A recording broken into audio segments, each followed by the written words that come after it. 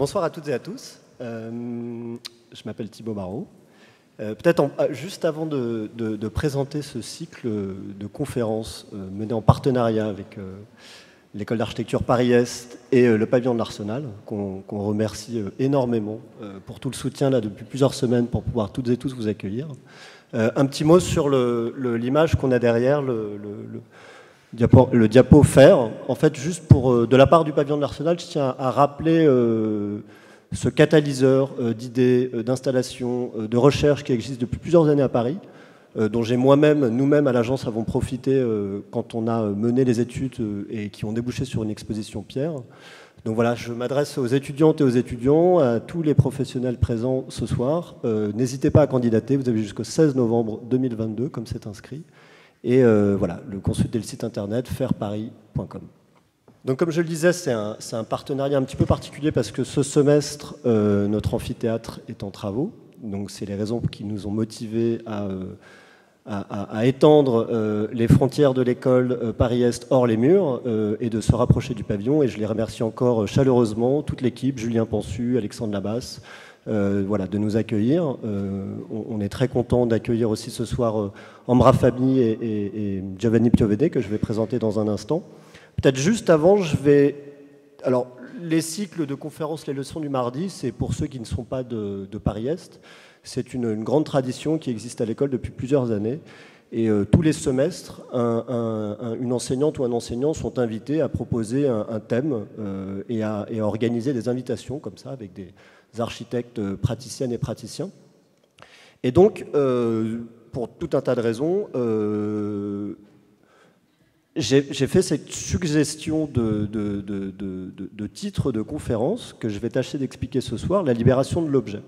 La libération de l'objet, ça me permet de raconter un certain nombre de thématiques qui m'intéressent personnellement et qui structurent un petit peu aussi notre pratique avec Cyril Pressaco et avec toute l'équipe, que je vais tâcher peut-être d'aborder à travers différentes tutelles. La première, c'est essayer de vous raconter ce que j'entends par la question de l'objet. Et pour cela, j'ai un certain nombre de références qui me stimulent depuis longtemps et avec lesquelles je peux articuler un petit peu ce que j'ai à l'esprit. La question de l'objet, je l'emprunte beaucoup, notamment à Édouard Albert, qui toute sa vie a manipulé ce tube ordinaire, cet objet tube, qu'il a comme ça, avec beaucoup d'économie et beaucoup de précision, transformé de l'état de l'objet ordinaire, de l'objet banal, manipulé, construit avec tout un tas de rationalités sur lesquelles je ne m'étendrai pas, mais qui ont permis à cet objet très très simple, qu'il appelait sans qualité, ce tube sans qualité, à devenir comme ça un élément d'architecture et donc le faire basculer d'une dimension parfaitement prosaïque et sans intérêt à tout un champ disciplinaire et à toute une culture architecturale qui était saisissante, où le tube devient colonne, et lorsqu'il devient colonne, nécessairement cet objet peut interroger tout un pan de l'histoire. Deuxième grande tutelle, c'est la question de l'assemblage, qui permet justement pour moi de passer de la question de l'objet et de considérer beaucoup la construction comme l'art d'assembler des objets, l'art de mettre en ordre des objets qui ont des trajectoires et des provenances diverses, qui ont des économies aussi diverses, qui sont des ressources qui sont transformées en éléments d'architecture, et de fabriquer comme ça des systèmes d'objets qui sont nécessairement en équilibre, qui répondent très souvent à des convictions techniques d'étanchéité, d'isolation, de toiture, de couverture, de stabilité, mais dont on essaye, et c'est là, je trouve, l'intérêt de l'architecture, de donner à ces objets une forme de noblesse qui les font passer de l'état d'éléments techniques à l'état de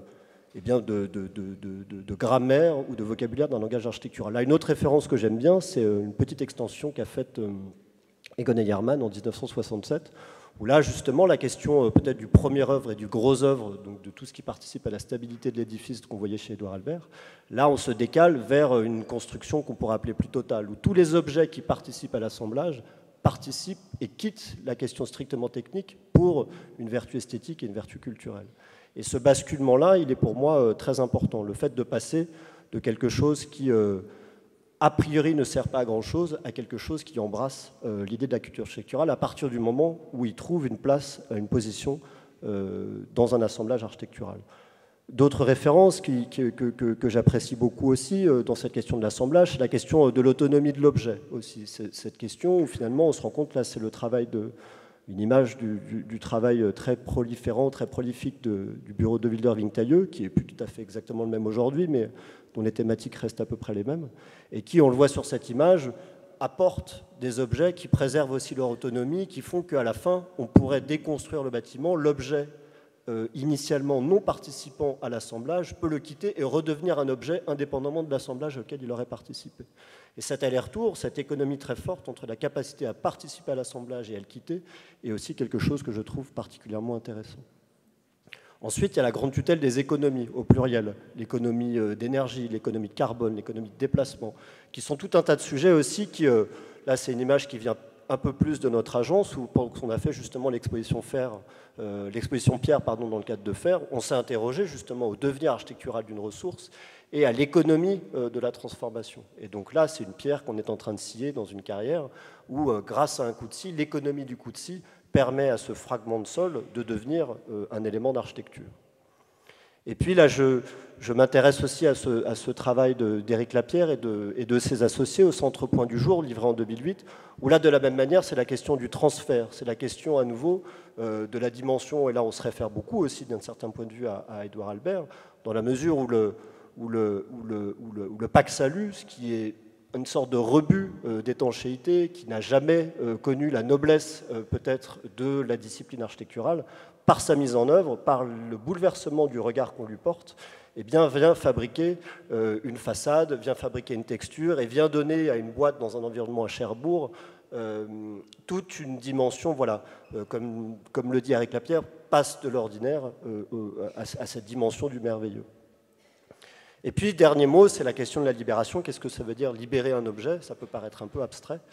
En fait, c'est aussi dans ce mouvement du regard qu'on porte sur les choses. Et là, je m'appuie sur cette phrase de Guillaume Apollinaire que j'aime beaucoup, qui expliquait au sortir de cette joute entre Braque et Picasso, lorsqu'ils étaient en train de construire le cubisme analytique juste avant le démarrage des papiers collés, Guillaume Apollinaire critique d'art, disant en 1913, l'objet réel ou en trompe-l'œil est appelé sans doute à jouer un rôle de plus en plus important. Il est le cadre intérieur du tableau et en marque les limites profondes, de même que le cadre en marque les limites extérieures. Et ce qui m'intéresse ici, c'est, pour passer de l'ordinaire au merveilleux, c'est le changement de regard, c'est l'abandon total de la morale et du regard a priori qu'on peut avoir sur les choses qu'on manipule. Et le cycle de conférences que je propose, je pense qu'il s'appuie beaucoup là-dessus, il s'appuie beaucoup sur la capacité des praticiennes et des praticiens qui vont intervenir à ne jamais considérer un objet comme potentiellement inintéressant. Tous les objets sont intéressants, tout dépend de la manière qu'on a de les manipuler, de les transformer et presque de les sublimer. Donc il y a une dimension presque fétichiste par moment, mais en tout cas, elle est pour moi témoin d'une forme d'économie, de rapport entre ce qu'on voit et le résultat. Donc voilà pour la présentation un peu du thème. Donc il y a cette liste-là que j'ai construit, un petit mot aussi à l'égard à la fois Cyril Pressaco, bien sûr, avec lequel je ne ferai pas grand-chose, bien sûr, et aussi Pauline de Grandguillot, qui m'a beaucoup aidé pour construire cette liste et qui a participé comme ça à identifier certaines pratiques que je ne connaissais pas forcément et qui sont pour moi tout à fait pertinentes aujourd'hui de faire entrer dans ce cycle. Donc il y a une partie du cycle qui se déroule au pavillon de l'Arsenal à travers les 3 premières conférences, Ambra Fabi, Giovene Fabi, Studio Piovene Fabi, et puis je vais les lister un tout petit peu, prendre 2 minutes quand même, et ensuite on rentrera dans l'ordinaire, je dirais, des leçons du mardi qui repartiront à Paris-Est. Donc je présenterai tout à l'heure le studio Piovene Fabi. La semaine prochaine, on aura Léopold Banchini du studio Léopold Banchini Architecte qui est de Genève. La semaine suivante, une chercheuse, Anina Koivu, qui a construit une recherche aussi très exhaustive sur la question du joint, parce que quand on parle de l'assemblage et des objets, eh bien, on se pose aussi de la question de leur interaction et de leur solidarisation. Et donc elle a, à travers une espèce de catalogue très exhaustif comme ça, construit une encyclopédie du joint, à partir de laquelle, en plus, elle débouche sur une manière de regarder les interactions entre les gens, les interactions sociales. Et puis ensuite, première conférence à Paris-Est, qui sera en Zoom, parce que l'intervenant est Tokyohite Kozo Kadowaki, qui a été curateur du pavillon du Japon à la dernière Biennale d'architecture, et dans laquelle il va nous présenter, conférence pendant laquelle il va nous présenter tout un travail qu'il a mené sur justement la déconstruction d'une maison traditionnelle au Japon, qu'il a répertorié, organisé, rangé dans le pavillon japonais. Ensuite, un bureau à nouveau genevois, Charline Deyer et Daphne Redzepi, du sujet-objet, qui travaillent à plusieurs échelles et qui sont aussi très intéressés sur cette question de la manipulation comme ça des éléments de la structure. Ensuite, Open Structures, qui est un collectif et une mise en commun, mise en réseau, à la fois d'objets, de savoir et de techniques, qui sont là dans la question du faire des objets de design et la construction.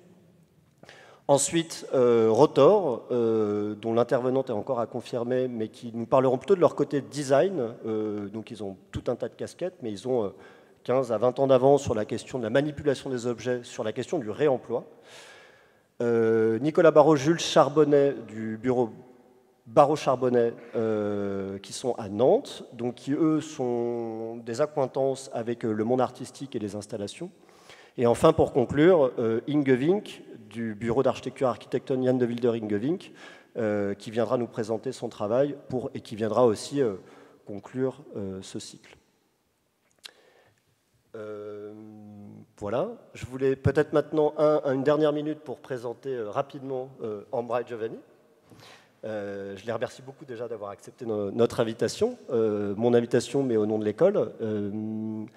Donc je démarre avec Ambra Fabi, qui est originaire de Rome, qui a fait ses études à Mendrisio, qui a eu son diplôme en 2007. Giovanni, 1981 aussi, qui a grandi à Vicence, et tous les deux, qui a eu son diplôme en 2007 à l'école de Venise, d'architecture de Venise. Et tous les deux se sont retrouvés un petit peu plus tard, mais pas forcément à travers leurs expériences, mais à travers l'enseignement à Mendrisio en 2010. Et donc l'enseignement, ils en parleront peut-être, et c'est important, a toujours été quelque chose qui les a beaucoup reliés, au-delà de leur pratique. Et ils se sont retrouvés aussi dans une forme de complémentarité entre l'une qui a appris un peu, on en parlait tout à l'heure, cette culture du dessin, de l'objet, de l'architecture à Mendrisio, vraiment au sens strict de l'objet autonome, et Giovanni qui, lui, vient plus de la dimension un peu territoriale, de la question de l'environnement au sens plus large et de la grande échelle. Et donc ils se sont retrouvés, ont fondé l'agence Piovene Fabi en 2013, par comme ça ces espèces de frustrations partagées, complémentarités partagées, qui font aujourd'hui une association confirmée. Je voulais dire encore autre chose, pardon. Bah non, c'est tout. Voilà. Merci beaucoup en tout cas d'être avec nous ce soir. Ah oui, si, pardon, je voulais juste dire un mot. C'est ça que je voulais dire. C'est le bureau est basé à Milan et à Bruxelles.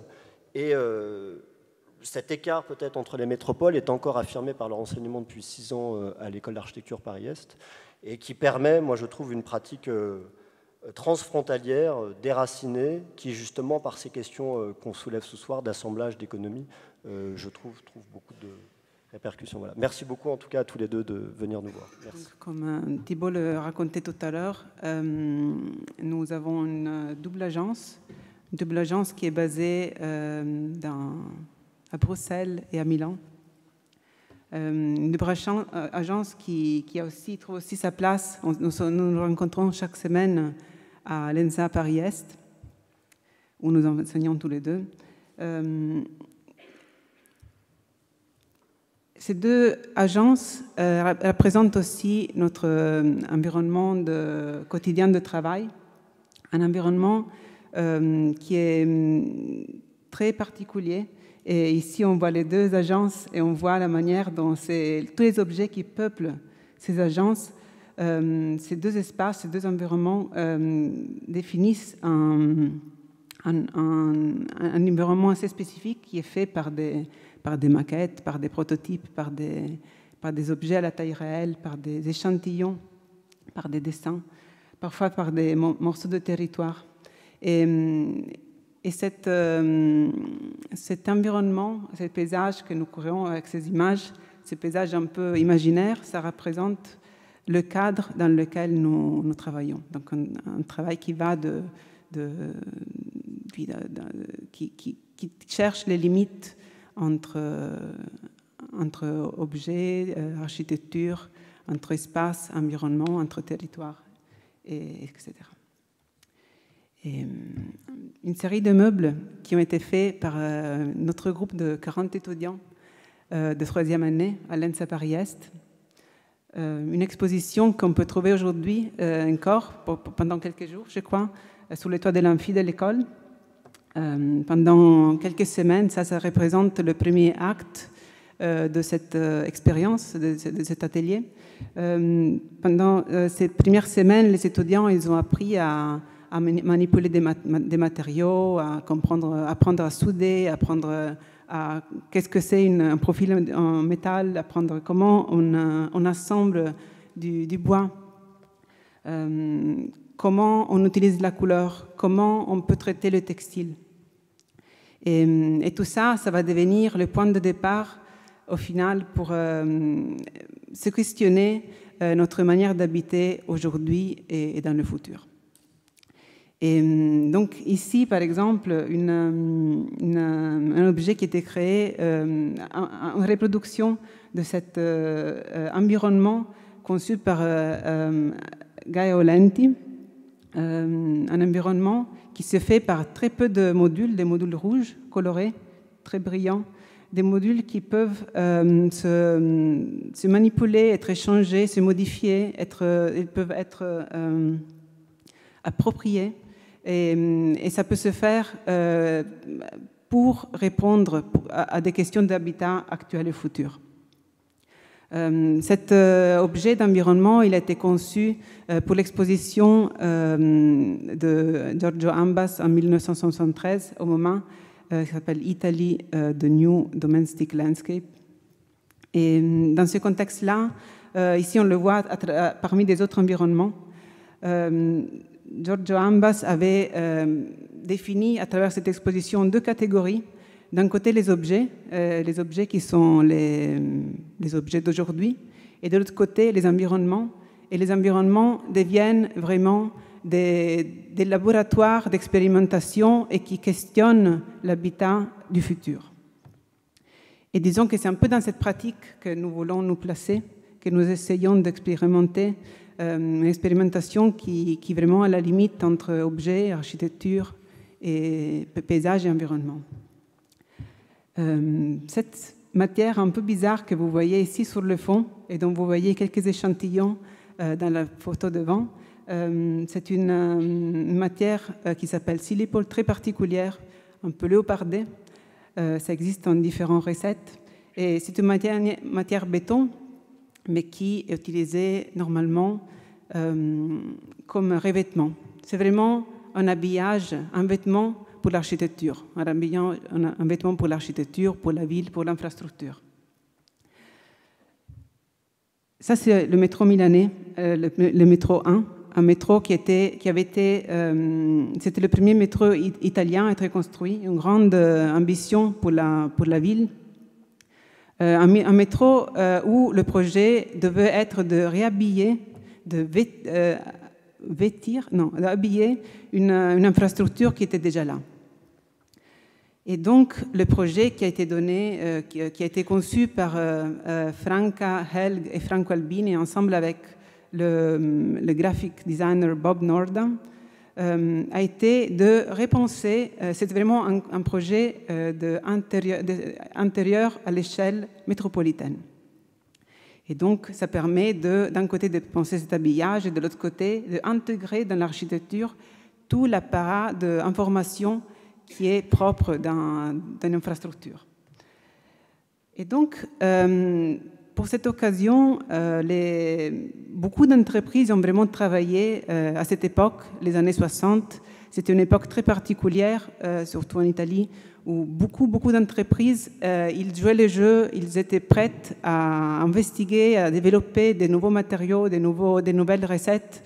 Et ici, nous voyons deux matériaux qui ont été inventés explicitement pour le métro milanais, de silipol, cette matière un peu léopardée, un peu étrange, ce béton bizarre d'un côté, et de l'autre côté, le caoutchouc en pastille qu'on a l'habitude de voir maintenant partout, ces deux matériaux ont été vraiment inventés, expérimentés pour l'occasion. Et donc, ici, on voit le métro 1, donc le premier métro qui a été construit en 1964, un métro qui est fait par un habillage donc béton, et par son appareil d'information, cette ligne rouge, cette main courant, cette information, cette couronne, cette frise colorée qui passe de partout. Et en quelques années par après, en 1971, alors le métro 2 vient être fait par les mêmes architectes. Et alors là, le béton a été substitué avec une tôle gaufrée, une tôle plissée, parce que le béton est vraiment très lourd, et l'appareil d'information change de couleur. Et donc, nous, qu'est-ce que nous avons fait? Donc ici, comme premier acte, c'était un acte d'exploration. Et donc, avec la photographe Giovanna Silva, nous sommes rentrés le métro, nous avons fait un inventaire, une recherche exhaustive de tous les matériaux, parce qu'à chaque fois, les couleurs et les recettes changeaient à chaque station, à chaque gare. Et donc, nous avons créé cet inventaire. Un inventaire qui constitue la base de notre projet. Et après, comme deuxième acte, alors c'est l'acte d'appropriation. Et alors là, nous avons pris à chaque fois une matière spécifique et nous avons créé des objets des meubles, des objets qui peuvent être appropriés et utilisés à la maison. Et alors, la seule règle étant qu'on doit utiliser une seule matière et que l'objet il doit être tellement simple qu'on reconnaît les objets du métro. Donc, le métro devient l'objet. Et donc, ici, par exemple, le métro Cadorna, il devient une table qui est faite vraiment par ces plaques très fines, une plaque ronde, deux plaques rectangulaires. Ou bien des autres recettes de ce même matériau, de ce silipole, peuvent être transformées en des tables basses, en des tabourets. Ou bien cette tôle métallique gaufrée jaune est un peu bien explorée. Donc ça, c'est vraiment un processus d'archéologie urbaine où nous allons dans le métro avec le code RAL pour découvrir, pour comprendre exactement quel est l'objet, comment il est fait. Et de là, nous avons fait sortir de là, ça vient un paravent. Et ici, le métro Sesto Marelli, c'était un métro 1, mais qui avait une histoire particulière, une histoire un peu individuelle. Les panneaux avaient été détruits quelques années après leur inauguration suite à un attentat politique. Et donc, tout le métro était changé et ils ont mis ces panneaux diamantés, bleus. Et donc, avec ça, nous avons décidé de faire un totem, un cabinet hexagonal. Et pour finir, ici, la signature, la vraie signature du métro milanais, cette main courant avec un dessin très particulier. Ici, le dessin original d'Albini Helg. Alors, en prenant cette géométrie très particulière, ce profil, nous avons créé une lampe qui part vraiment de ça. Et donc, ce projet qui essaie de transformer une infrastructure, mais qui est déjà un vêtement, mais c'est un produit intérieur, ça devient une infrastructure et en même temps, c'est retransformé en un objet qui peut être approprié et peut retrouver de nouveaux paysages domestiques. Oui, on peut dire que les projets d'Albini Helg, c'est un peu un projet précurseur parce que ce travail qu'ils ont fait sur les silipoles, sur les surfaces, donc ces vêtements métropolitains comme le silipole et les sols Pirelli en caoutchouc, c'est une sorte de recherche que dans les années suivantes, non pas les années 60, les années 70, les années 80, était menée après surtout par les groupes d'architectes radicaux. Donc on parle clairement des Archizoom, on parle de Superstudio, tous des groupes qui sont surtout nés à Florence après les 66. Et dans ces cas-là, les patrons, les textures, les patrons, deviennent une sorte de miroir de la société, deviennent une sorte de représentation des inquiétudes de la société de ce moment-là, une sorte de préfiguration du futur. On trouve ça, par exemple, dans cet exemple que c'est un livre produit par l'industrie principale de chimie italienne et textile. C'est un catalogue opératif qu'ils ont fait. Ils ont créé une sorte de groupe de recherche où il y avait les meilleurs designers du moment, comme il y avait Branzi qui dirigeait cette chose.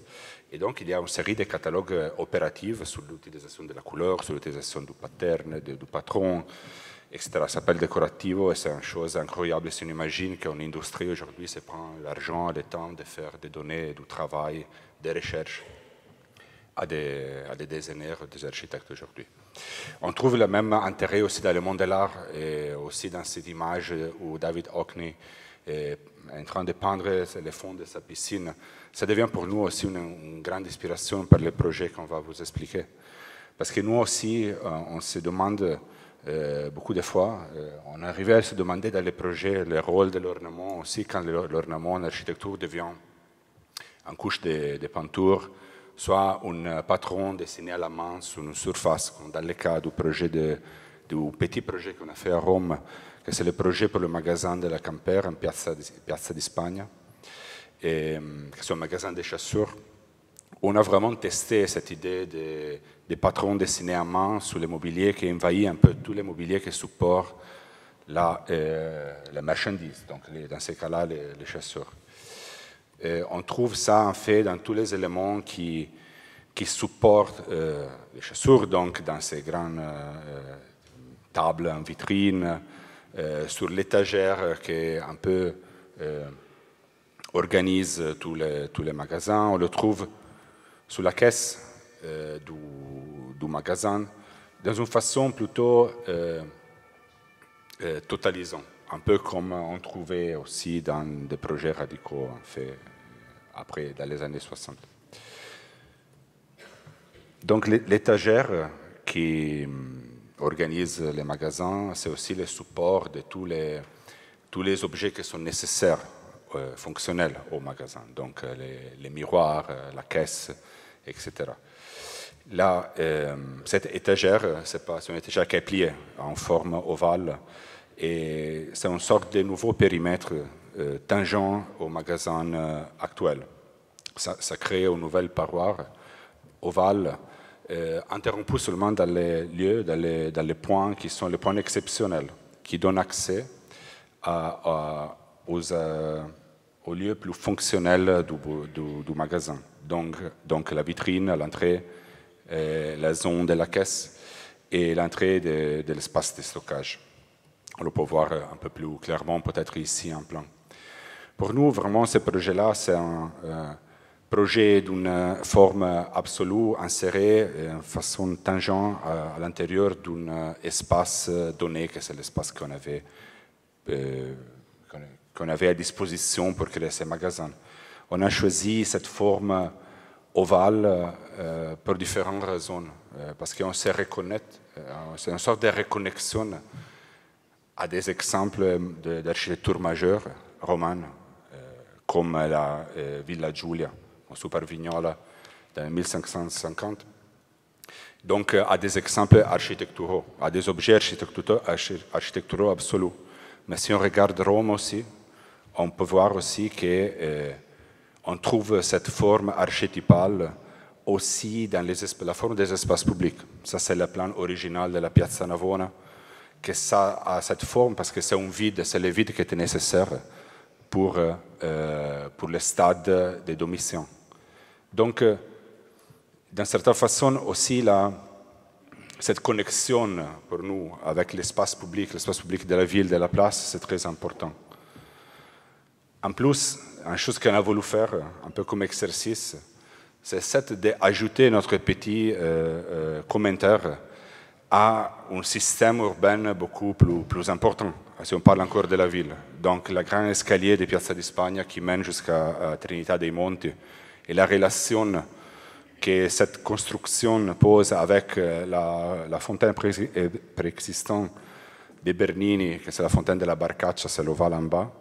Et on peut dire, c'est vrai, peut-être c'est un peu par chance, mais notre ovale ajouté, c'est juste, ça complète la tangente de cette cercle de perspective de construction.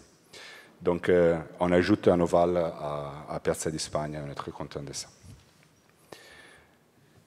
Si on regarde aussi un autre exercice qu'on a fait, on s'est posé en question. Finalement, contrairement à tous les autres magasins qu'on trouve en Piazza di Spagna, on parle des magasins de luxe, normalement, ils sont très fermés vers la place, parce qu'ils ont des systèmes de portes, des gardiens, parce qu'ils ne veulent pas que les gens, on peut dire, ils veulent seulement que les clients spéciaux rentrent. Or, il y a une sélection à la porte. Camper a un peu une autre philosophie. C'est un peu un autre type de... C'est pas une marque de luxe, c'est pas Dior qui est en face, etc. Et donc, les portes du magasin sont ouvertes. Et donc, on a voulu concevoir ce petit magasin comme une sorte d'extension d'espace public. Et c'est pour ça que, comme les portes sont ouvertes, on a décidé de faire une petite modification à la plan d'Unolli que vous connaissez. Et donc, c'est ce diagramme que Jean-Baptiste Anolli a fait, a créé, a dessiné dans les 1748.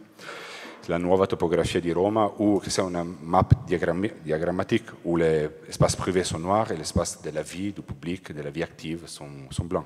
Et donc, on a fait notre petit commentaire là-haut, à côté de l'escalier, on a fait notre petit ovale et on a ajouté l'espace public.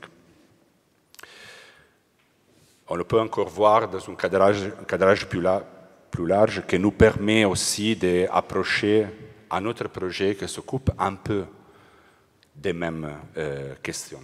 Donc, s'occupe d'un espace de transition, et c'est encore à Rome, et s'occupe d'un espace de transition entre les publics et les privés d'une institution, mais quand même un espace de buffer, on peut dire, qui organise une série d'activités. On s'est rapproché ici au bâtiment en question, où on a encore une fois fait des petites modifications dans les plans d'Unolli pour représenter notre projet.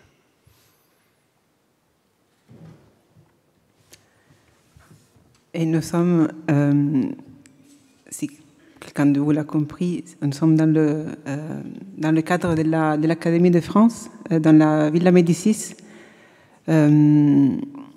C'est un projet où on nous a demandé, ensemble avec l'artiste Simon Boudouin, de réimaginer, de dessiner le bookstore, l'entrée de la Villa Médicis, et qui a été construit maintenant, et nous sommes dans le processus de dessiner aussi la billetterie. Donc ici, dans cette image de notre espace de travail, vous voyez aussi tous les tests des possibles projets à venir. Dans ce projet, il y a la question de la couleur. Donc, la couleur qui peut, d'un côté, la couleur, c'est le revêtement le plus fin possible. C'est une manière parfois la plus directe pour faire architecture. Et parfois, les couleurs, ils sont chargées d'une symbolique particulière parce qu'ils sont utilisés dans des contextes donnés. Par exemple, si on prend la couleur 5012, le bleu clair, c'est une couleur qui appartient à la charte RAL, mais il est aussi inscrit dans la catégorie P1. La catégorie P1, c'est une catégorie la plus basique des basiques, plus basique des RAL. C'est une catégorie qui, c'est la catégorie qui est dans l'industrie. Donc, c'est tous les matériaux qui peuvent être produits en très peu de couleurs. Cette couleur est dedans. Donc, la plastique, des couleurs vraiment très, très industrielles. Ce qui fait que cette couleur, elle est utilisée dans des contextes très particuliers. Donc, ce n'est pas une couleur sophistiquée. C'est une couleur qui est très accessible, c'est une couleur qui est populaire, c'est une couleur qu'on trouve vraiment dans des contextes vraiment un peu oubliés. C'est une couleur qui est vraiment directe. Et ici, vous êtes en train de voir l'exploration photographique de l'artiste Simon Baudouin, avec qui on a fait le projet, une recherche. C'est avec lui que nous sommes arrivés à trouver cette idée de couleur. Et c'est une couleur qui porte avec soi toute une histoire et qui la projette à l'intérieur d'un espace qui est pas très direct, qui n'est pas très populaire. Il est peut-être un peu élitiste, il est peut-être très sophistiqué. Et c'est dans cette notion de contraste, par l'usage de cette couleur, que nous avons voulu se positionner. Et donc, dans ce plan, la demande, c'était, la Villa Médicis, c'est un bâtiment historique et hautement protégé. C'est un bâtiment qui ne permet pas d'avoir aucune modification dans l'architecture même. Et donc, la demande, c'était dans ce contexte-là, c'était de rediviser l'espace de l'entrée, faire une nouvelle seuil vers la partie de l'exposition et permettre de régler, de moduler les entrées et les horaires de la vie de la villa. Et donc, dans ce contexte-là, nous avons créé une série d'objets qui sont très simples. C'est 2 étagères. C'est 2 étagères qui sont aussi fournies de 2 portes énormes. 2 portes énormes qui peuvent, eux, définir et récalibrer la temporalité du musée. Et donc, ici, sur la gauche, cette porte qui devient aussi un panneau d'information. Les tables qui partent aussi d'un même langage. Donc ici, on travaille vraiment par contraste. On travaille par contraste par l'usage de la couleur. On travaille par contraste par l'usage d'un matériau, un matériau qui est métallique face à un des matériaux précieux de la villa. On travaille par contraste aussi par le côté de la légèreté des objets qui sont très fins, très temporaires. Et aussi, on insère aussi des matériaux industriels, donc comme cette tôle perforée, qui c'est un peu l'occasion aussi de repenser l'ornement. Donc c'est un tôle perforé, une tôle perforée qui existe dans le commerce, une tôle perforée industrielle, mais qui ici, à travers cette couleur-là, devient un motif, devient aussi quelque chose qui rend de la légèreté, qui rend de la transparence, qui permettent de voir à travers.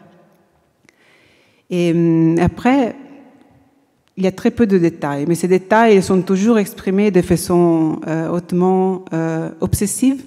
Ces détails qui viennent un peu d'une nécessité, et ces détails sont vraiment transformés en éléments de projet. Par exemple, les pieds qui touchent le sol, parce que le sol, évidemment, il n'est pas droit, et donc deviennent l'opportunité de dessiner une pied qui est rond. Ou bien la structure, les tiroirs, on a besoin d'ouvrir ces tiroirs, ils ont besoin d'une poignée, et la poignée devient ici l'occasion de dessiner, de réimaginer un frise qui passe tout au long. Donc il y a plus de trous que nécessaire, mais ces trous, ils sont là pour ouvrir ces tiroirs, mais en même temps, ces trous, ils deviennent un frise dans la partie basse du meuble. Et l'échelle, l'élément structurel, c'est très fin quand vertical, et c'est très épais quand ça devient horizontal. Et alors, pour finir, cette porte, qui est l'élément principal de ce projet, c'est une porte, mais c'est aussi et surtout un panneau d'information sur lequel toutes les informations de l'exposition sont affichées. Et donc, nous avons appelé avec Simon ce projet, on l'appelait Open Hours, et c'est un projet avec des moyens assez simples, avec des mobiliers, de quelque manière formalise la temporalité d'un lieu. Dans notre recherche architecturale, on cherche de dessiner souvent des dispositifs simples, à la limite de l'archétype. Et on cherche en faisant ça plutôt de se concentrer aussi sur comment ces dispositifs sont appropriés par les gens. On a pu voir sur les projets de Villa Médicis, et on le trouve aussi dans ces projets qu'on vous présente maintenant, que c'est le projet qu'on a fait pour un festival cet été, que c'est le festival qui s'appelle Concentrico. C'est à Logroño, c'est en Espagne, où finalement la ville de Logroño donne un peu les mandats à une série d'architectes pour parsemer un peu la ville de structures temporaires pendant 2 semaines, à l'usage libre des habitants. Donc notre idée, un peu du début, c'était de créer une sorte de refuge et de commencer de s'éloigner de la ville et créer une sorte de refuge. Un refuge simple, un refuge, les minimes idées du refuge qu'on pourrait avoir. Et pourquoi ça?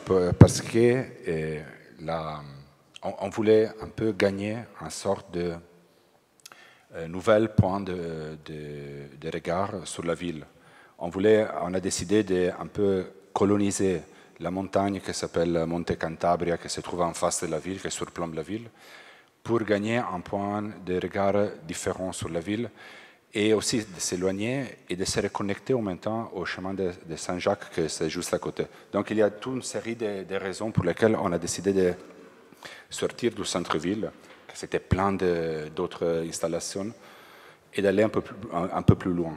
Donc pour faire ça, on a les premiers actes de notre projet, c'est un abri textile.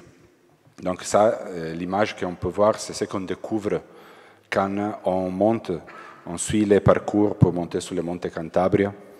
Et les premières choses qu'on trouve dans ces paysages lunaires, c'est une tente qui est un peu une tente extrêmement simple, un peu à l'image des tentes des camps romains. On est aussi à côté des ruines qui sont juste à côté. Sur cet abri, on peut se concentrer, un peu se retrouver, un peu regarder la coucher du soleil, un peu boire des bières ensemble, et on peut passer du temps. Et on peut s'abriter surtout, on peut se protéger du soleil, comme dans ces cas-là, on peut se protéger de la pluie, pas beaucoup dans cet endroit, mais quand même, c'est un lieu de rassemblement. La deuxième partie du pavillon, c'est une plateforme en pente légère, qui permet quand même de rassembler, encore une fois, plus de gens que les petits abris, que c'est seulement une petite partie du projet, et aussi de directionner les regards du public vers la ville, donc vers les panoramas ou vers n'importe quelle activité on peut imaginer dedans, si cet espace est approprié pour les habitants. L'arrière du pavillon est aussi dessiné, donc les contreforts nécessaires pour soutenir la structure deviennent aussi une sorte de motif textile qui soutient la pente.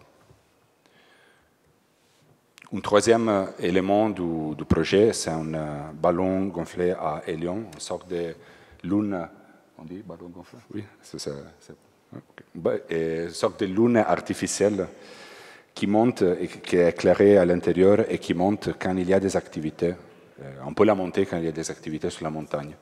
Donc ça devient aussi l'occasion pour avoir les regards opposés. Donc quand on est en ville, on peut voir que sur la montagne, il y a des choses qui se passent parce qu'il y a une lumière, une sorte de lune une deuxième lune qui monte. Finalement, au premier jour de montage, quand il n'y avait pas encore, c'était pas encore terminé, on est revenu le matin et il y avait déjà des traces de pneus. Et on était très contents de ça, surtout parce que après on est revenu, on a compris que quand même il y avait des activités, il y avait des gens avec des mountain bikes, et il y avait des gens, les traces de pneus c'était plutôt des traces de motos. Et donc, pourquoi on était très contents? Parce que quand on a choisi les lieux, on l'a choisi, on n'était pas à Logroño, donc notre relation avec le contexte, c'était un peu deviné, on peut dire. On a cherché surtout sur des images satellitaires. Et une chose qui nous a remarqué beaucoup et qui nous a guidés vers le choix de ces lieux-là, c'était aussi le choix de lieux, c'était partie du projet, c'est que dans ces paysages lunaires, on a trouvé des traces des dérapages voitures. Des cercles parfaits dessinés un peu sur le sol dur de La Rioja, que c'est la région d'Espagne, Logroño.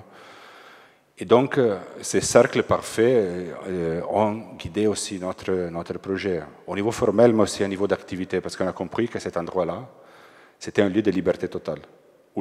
C'était un lieu où les gens pouvaient monter et faire des drifting toute la nuit sans être disturbés et pour déranger. Et donc, pour nous, c'était très important de fournir une sorte de support à n'importe quelle activité, mais aussi de donner une relation très forte avec la ville. Et donc, quand on travaille beaucoup par archétype. Giovanni en parlait tout à l'heure, mais par exemple, on vient de voir l'archétype du demi-cercle, l'archétype de l'amphithéâtre, et sa manière de se relationner dans un contexte très grand. Mais ici, dans ce projet, je vais parler plutôt de l'archétype du cercle, de l'archétype du cercle qui un peu parle de ce principe de communauté. Nous sommes ici dans le cadre d'un petit pavillon que nous avons construit pour la Biennale d'architecture du paysage de 2019 de l'Île-de-France, dans le cadre de Augures, l'exposition faite par Jamel Clouch. Donc c'est à l'intérieur de l'école de Versailles. Donc j'ai parlé de cercle. Nous aimons beaucoup comme cette image, cette banc de Annie Aldovanec, fait par vraiment très peu de choses. Donc c'est un cercle, c'est un périmètre, mais avec très peu d'éléments assemblés ensemble, elle peut offrir beaucoup d'usages différents. Donc d'un côté, ça devient une protection, donc on ne s'approche pas à la poêle, on ne se brûle pas. De l'autre côté, avec cette planche en bois, ça devient aussi une banquette, une table. Et donc, si on a vraiment très froid, on peut rentrer dans ce cercle. Ça fait un espace dans l'espace, même si ce n'est pas vraiment un espace. On peut rentrer dans ce cercle, on peut s'asseoir, on peut vraiment y passer un moment. Et donc, c'est un peu ce type d'assemblage que nous essayons de tester dans cet pavillon. Donc, c'est vraiment cette idée de périmètre, un périmètre métallique, un périmètre jaune, qui après est, rentre en dialogue avec plein d'autres objets qui ont un peu leur indépendance, mais qui, par accumulation, par approchement, par composition, par assemblage, ces objets-là, ils viennent former quelque chose, ils viennent former un pavillon. Et donc, qu'est-ce que nous avons fait? Nous avons fait un pavillon, un bar d'été pour l'école d'architecture de Versailles. Un pavillon qui peut être approprié pendant la journée de façon autre, mais aussi ça peut constituer le cadre pour des fêtes improvisées. Et donc, avec ces objets, ce périmètre, cette toiture en tôle métallique, cette table, qui sont des éléments très disconnectés, viennent aussi des autres objets qui viennent la peupler. C'est une boule à facettes et par exemple aussi une lampe Une lampe qui devient, qu'on peut bouger, qu'on peut déplacer comme on veut et qui devient un peu le signal pour un usage possible. Oui, on a déjà trouvé cette idée du signal, cette idée de lumière, cette idée de lumière qui crée l'espace. C'est un peu l'histoire de cette lumière qu'on trouve ici dans la maquette, au centre de la maquette, que pendant la nuit, dans les 2016, est devenue un pavillon elle-même, on peut dire. Donc c'est un élément apparemment secondaire d'un pavillon qu'on a fait, qui était déplacé dans la forêt. Et dans la forêt, ce sont plutôt les arbres qui sont devenus les poteaux du pavillon, et c'est plutôt les arbres qui sont devenus aussi la couverture. Donc la simple présence du signal, un peu le cœur du pavillon, non, de cette lampe, a permis le déroulement d'une pièce de théâtre et le rassemblement de gens, du public dans le milieu de la forêt. Cette lampe, c'est en fait un des éléments qui compose un projet qu'on a dessiné en 2016. Et c'est un projet qu'on a fait parce qu'on était commissionné pour un festival à Bruxelles. C'est le festival Parc Design, la Biennale du paysage. Et finalement, la commande était de bâtir une scène, une distillerie. En fait, ces pavillons-là se posaient à côté d'un grand jardin essentiel. Donc, c'était l'idée que les jardins pouvaient générer et nourrir cette distillerie. Et un bar et une sorte de catalogue de grains et espaces de stockage. Donc, on a un peu reversé le cahier des charges. On a préféré dessiner une seule pièce de 100 mètres carrés, et que c'était exactement la pièce vide, et auquel on a juxtaposé. Oui, merci. Et c'est un mot difficile, vous devez m'excuser pour les Français un peu approximatif, pardon. On a juxtaposé finalement les activités qui nourrissent constamment les centres de la pièce. Seulement la scène reste centrale dans la pièce. Ce projet-là, c'est un projet qu'on a fait avec un collectif de designers anglais qui s'appelle Decorator. Ils sont plutôt occupés des meubles, on s'est plutôt occupé de l'architecture. Et que c'est, comme je disais, un projet très simple. Donc c'est un périmètre, un poteau, et qui a une couverture qui est modulable. Finalement, on peut l'ouvrir, on peut la fermer selon les conditions atmosphériques, selon les conditions que vous créez à l'intérieur de la pièce. Les activités qui s'attachent à la pièce sont, comme je disais, une distillerie, et les bars et les catalogues des grains. Ils sont tous caractérisés pour des couleurs spécifiques. Finalement, la façon dans laquelle on a utilisé les couleurs dans ces projets-là, c'est qu'on a tout coloré en blanc-gris, et on a coloré seulement l'intérieur des différentes activités dans une façon peut-être diagrammatique, non, qui montre les différents usages. Les meubles qui ont été conçus après par les décorateurs reprenaient aussi ces couleurs et se bougeaient dans la pièce, à l'extérieur de la pièce, dans la forêt, etc. Ça, c'était les photos de notre premier prototype, on peut dire, et où on peut voir que des ambiances très différentes, des activités très différentes s'est passé dedans, parce que cet espace était nourri. Il y avait des commissaires qui s'occupaient de la programmation de cet espace chaque jour. Donc c'était extrêmement dense. Finalement, on retrouve ici la question du signal. Donc la tour de la distillerie, c'est un élément plus haut que les autres, parce que ça permet aussi l'élévation des herbes à sécher. Et on utilise cette tour aussi pour poser 3 lampes qui deviennent le signal qui montre encore une fois quand le pavillon est ouvert, quand il y a des choses qui se passent et quand il n'y a pas. Cette tour, cette lampe sont visibles à partir de loin, quand on est en ville, quand on est dans le milieu du jardin essentiel, que c'est ce que vous pouvez voir ici dans la photo.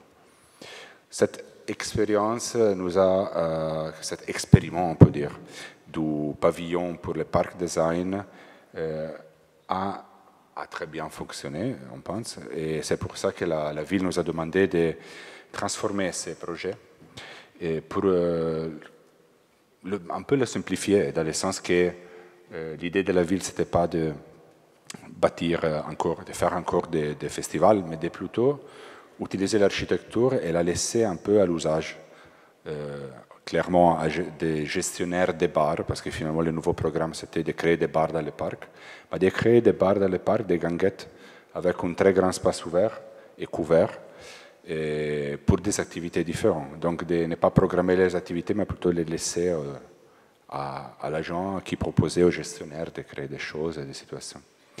Donc on s'est trouvé à transformer un projet de prototype dans un projet de système.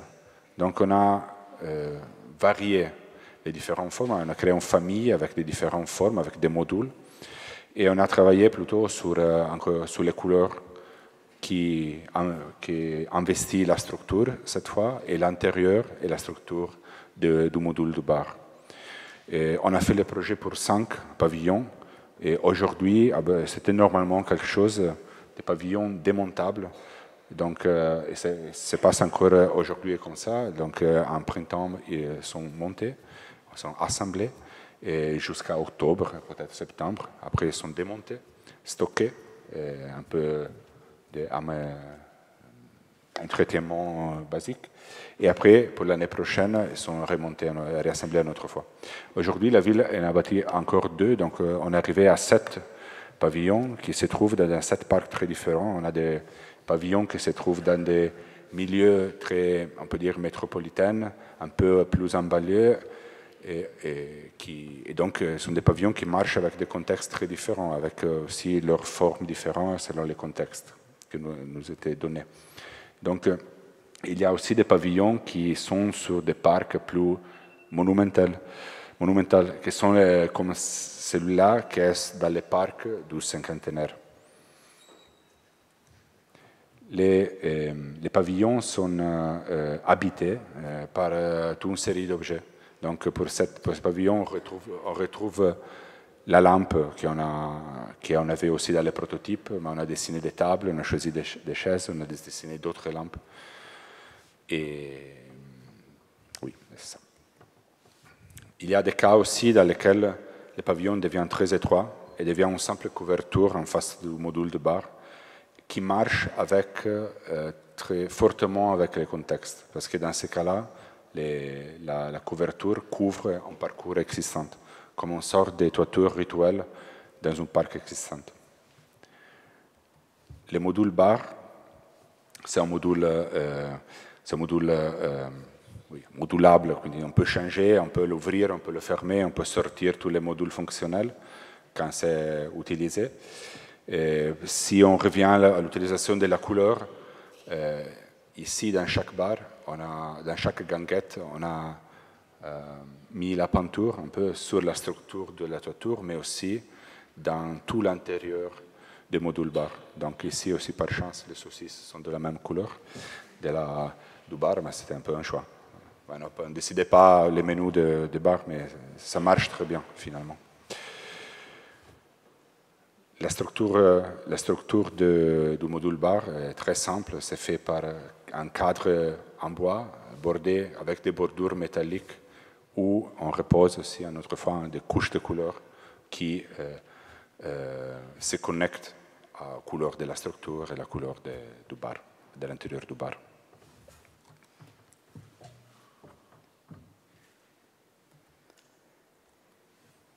Encore un projet de division, de calpinage, un projet de revêtement, un projet de cadre coloré, la couleur bleue dans ce cas-là.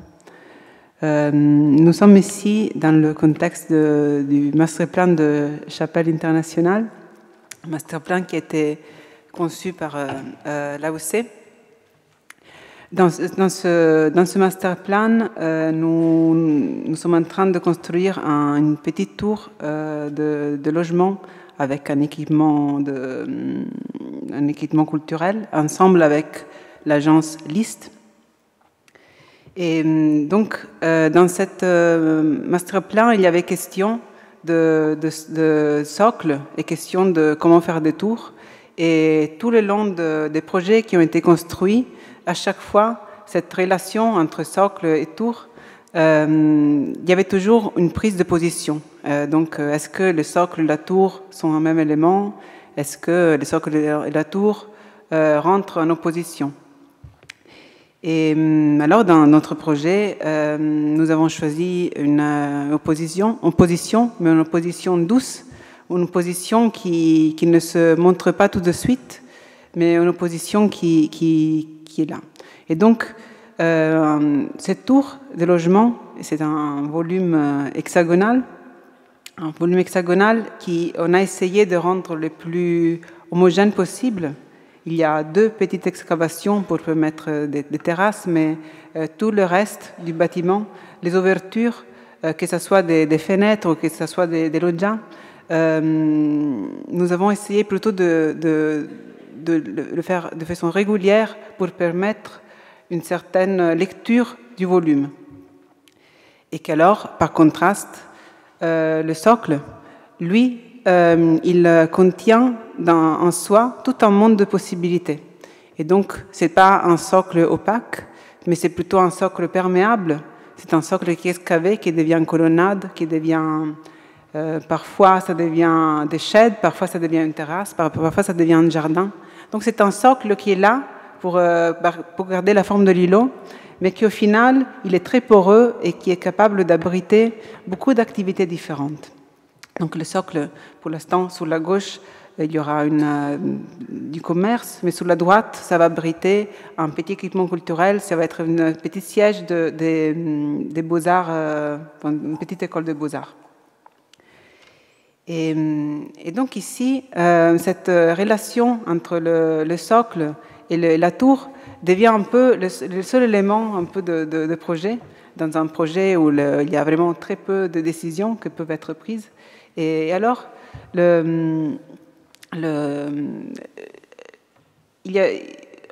ici, on voit une maquette en carton, mais qui montre cette double matérialité. Encore un zoom, où on commence à voir que le socle, il est construit en préfab béton et que la tour, elle est faite en structure bois, mais en habillage zinc. Et donc, 2 matériaux qui sont à la fois très différents, mais qui sont en même temps gris, avec un peu la même couleur. Et donc, c'est sur cette ligne d'ambiguïté que nous allons jouer. Donc, c'est des matières qui prennent la couleur de façon très différente, mais qui peut-être, si on regarde de loin, à certains moments de la journée, ils apparaissent comme un seul élément. Et encore un zoom pour montrer comment les cassettes en zinc, qui sont évidemment beaucoup plus petites que les dimensions des préfabs béton, ils sont découpés de manière à rentrer dans la continuité avec le socle. Peut-être ce que j'ai oublié de dire ici avant, c'est plutôt que dans cette image-là où on montre le jardin, et alors le monde de haut, le monde bas, le monde de haut, cette tour en zinc, elle rentre dans le jardin, elle touche le sol. Donc ce n'est pas une superposition, un objet qui se trouve sur un socle, mais c'est plutôt un objet qui se trouve à l'intérieur d'un périmètre. Et après, dès qu'on tourne, on continue à voir toujours ce contraste qui se crée entre ce volume qui se veut, lui, très... depuis l'extérieur, qui se veut très, très, très régulier, et ce monde très changeant du socle. Donc ici, les sheds de l'école de Beaux-Arts. Et donc nous voyons comment ce socle, parfois, il peut être utilisé en double hauteur, donc ça devient les ateliers des Beaux-Arts. Parfois, ça peut abriter une terrasse, mais qui est définie par une colonnade. Donc le socle, il n'est jamais excavé, c'est toujours contenu par une colonnade, et c'est la terrasse qui contient, enfin qui peut abriter, c'est la terrasse de quartier, des habitants de l'immeuble. Je n'ai pas parlé le nom. Et donc ici, c'est le chantier. Vous voyez comment le socle il est quasiment bâti. Et là, on commence à voir l'hexagone de la tour qui commence à monter. Tout d'abord, le noyau en béton et tout autour, la structure en bois qui après va être recouverte de revêtement en zinc et qui va abriter les logements. Donc le noyau, il se veut très compact, avec une circulation centrale très compacte, autour de laquelle on va en mettre toutes les pièces d'eau. Et ensuite, chaque chambre, pièce de vie, elle va se mettre perpendiculairement aux différents côtés de cet hexagone. Donc nous ne sommes pas dans une forme carrée, nous sommes dans un côté hexagonal. Donc il y a des espaces triangulaires qui se créent. Et ces espaces de gestion du changement de cette géométrie deviennent des loggias qui sont conçus comme des pièces en part entière, mais à l'extérieur, mais couverts, qui font partie des logements. Et donc, à chaque fois, cette loggia, elle n'est jamais sur la limite des logements, elle est toujours au cœur, elle est toujours entre le séjour et une chambre ou entre la cuisine et le séjour. Et voilà, quelques tests de logement de différentes tailles. Nous sommes dans du logement quasiment tout social. Donc les choix sont très, très, très petites. Une image qui montre les cadres dont on parlait, des cadres en métal qui viennent d'être posés dans les sheds de l'équipement culturel. Et une entrée, donc nous sommes dans un contexte avec très peu d'argent. Nous sommes dans un contexte où chaque décision compte. Le calpinage du béton, des cassettes en zinc, la couleur des cadres des fenêtres et comment on compose, comment on assemble des objets qui sont nécessaires pour créer une entrée qui est faite avec aucun type de matériaux important. Donc, ils sont faits avec des lampes, ils sont faits avec une banquette, ils sont faits avec une poignée de porte, avec un élément une boîte à lettres et des numéros de signalétique. Et c'est tout. Finalement, on passe c'est important de dire que le projet qu'on vient de voir, c'était un projet en collaboration avec l'agence parisienne LIST. Et on passe à notre... on vient juste à notre projet de collaboration, que c'est un projet qu'on est en train de bâtir à Bruxelles. C'est un projet pour un hôtel, qui est en collaboration avec une agence milanaise qui s'appelle On-Site Studio. C'est un projet d'un hôtel. C'est un projet où notre mission, c'est l'architecture, mais pas l'intérieur. Donc, on sait qu'on est en train de faire les bâtiments, mais on sait aussi que quand on va rentrer dans ces bâtiments, on ne va pas reconnaître beaucoup de nos idées par rapport à l'environnement, à l'assemblage, aux intérieurs. Et donc, notre mission, finalement, les missions visibles, c'est qu'on va voir toujours, c'est la façade, parce qu'on ne va pas regarder, on ne va pas voir tous les assemblages de structures qui nous amènent à la construction de l'hôtel, et les entrées principaux. Parce que les entrées principaux, on les a gardées comme partie de la ville, comme extension urbaine. Et donc, c'est pour ça qu'on peut s'occuper au moins de ces aspects. Donc, on passe d'une collaboration en collaboration, on passe d'une entrée à une autre entrée. Et pour vous montrer les projets total, c'est ce grand bâtiment, que c'est le résultat d'un concours qu'on a gagné, où la façade est une façade pliée. Donc, c'est une façade qui s'est faite en bow window. On dit bow window en français? Bow window, ok. Et ça prend exactement la forme des chambres d'hôtel. Donc, on a deux types de chambres qui sont introverties ou extroverties selon la moitié du bâtiment dans lequel ils se trouvent, et qui forment une sorte de vêtement textile qui est la façade de notre bâtiment. On avait, tout au début du processus, on avait dessiné aussi les intérieurs des chambres d'hôtel, parce que ce n'était pas extrêmement clair la mission, mais qui est une mission qui après est devenue claire. Mais pour nous, c'était très important de concevoir l'intérieur avec l'extérieur. Donc, comme l'intérieur, dans une traduction d'architecture bruxelloise, pouvait définir la forme extérieure du bâtiment. Donc, la qualité intérieure du lieu, comme ces bâtiments-là, avec les beaux windows, pouvait finalement définir une architecture urbaine. Les plans en bas, c'est les plans de notre hôtel. Et comme vous voyez, c'est divisé en deux. Il y a une partie qui est extrovertie, une partie qui est introvertie. On vient de visiter les premiers tests de mock-up. Donc, c'est une façade qui va être concrète dans pas de 2 années de chantier. Mais on est au début du processus de révision du mock-up, donc on voulait mettre aussi ces photos-là pour vous montrer un peu les travaux concrets sur la façade.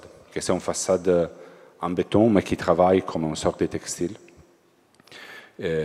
Donc, c'est composé, assemblé des morceaux de béton qui ont des panneaux de béton qui ont des traitements différents.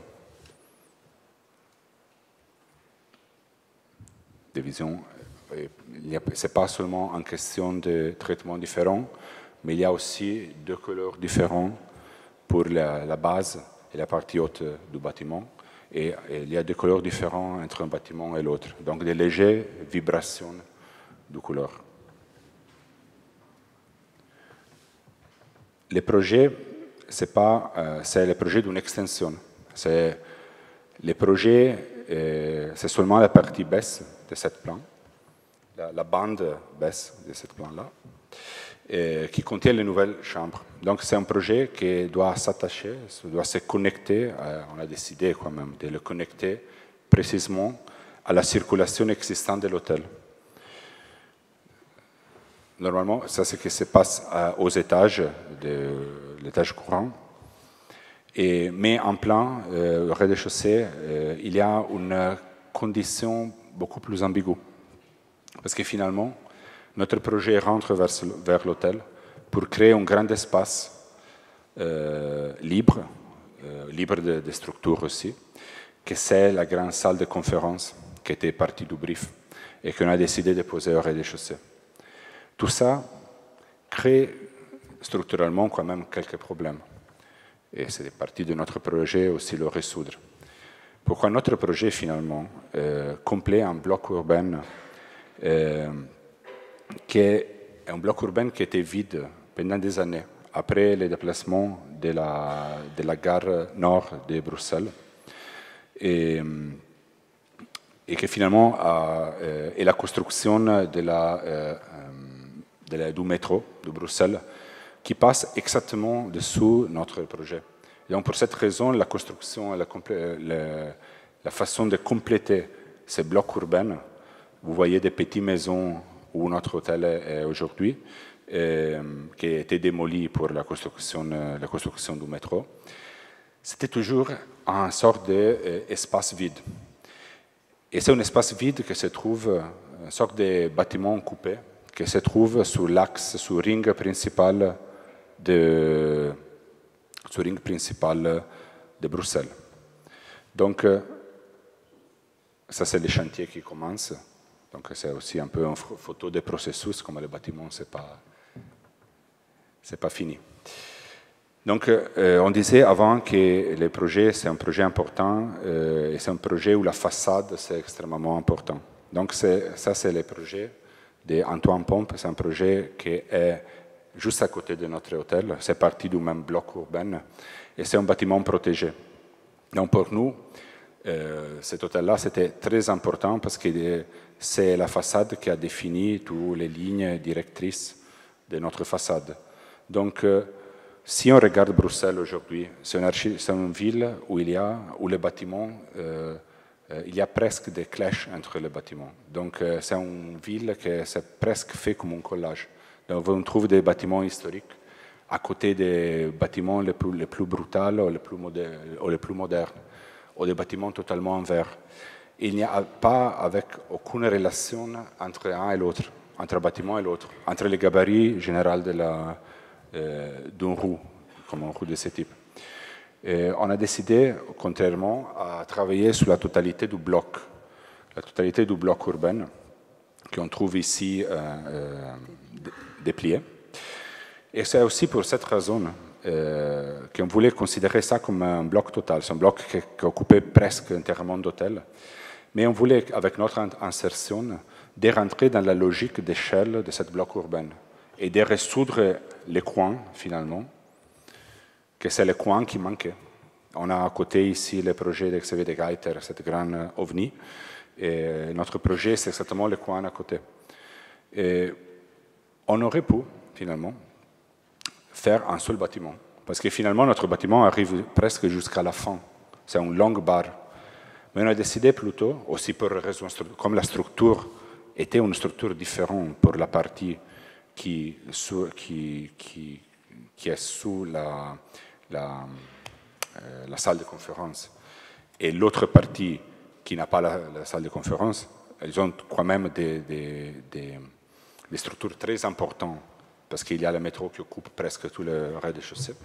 Donc, mais comme les structures étaient différentes, on a décidé quand même pour des raisons urbaines, diviser les bâtiments en deux. Ce sont deux bâtiments, finalement, et les bâtiments extrovertis et un bâtiment plus introverti, qui travaillent plus à l'échelle du bloc urbain. Donc, ce sont clairement des bâtiments nouveaux, ce sont des bâtiments qui ont de très fortes relations l'un avec l'autre, des relations géométriques, mais qui on peut percevoir comme deux bâtiments différents. Ici, vous voyez la même barre potentielle divisée en deux de l'autre côté. Ici, les coins sur la place Roger, que c'est la place de l'ancienne gare d'Outron, et la façade. Sur la façade, comme on disait avant, cette façade-là est la façade principale, parce que les rings de Bruxelles passent juste en face. Et donc, on a décidé, pour cette raison, on voulait ajouter un élément. Et donc, on a décidé d'ajouter un élément qui pouvait rentrer un peu dans une sorte de conscience collective de la ville, quelque chose qu'on peut voir, qu'on perçoit comme habitant de Bruxelles, quand on parcourt les grands rings avec la voiture, on se promène, etc. Et on voulait ajouter un élément qui rentrait un peu dans un peu la mémoire collective de la ville. Pardon. Ici. OK, parfait.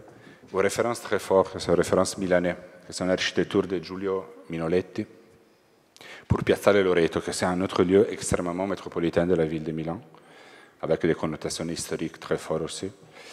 Et où cet palais, s'appelle Palais du Feu, Palazzo del Fuoco, était bâti dans un lieu très important de la place, que c'est une place, que c'est plus une infrastructure qu'une place. C'est une sorte d'autoroute urbaine.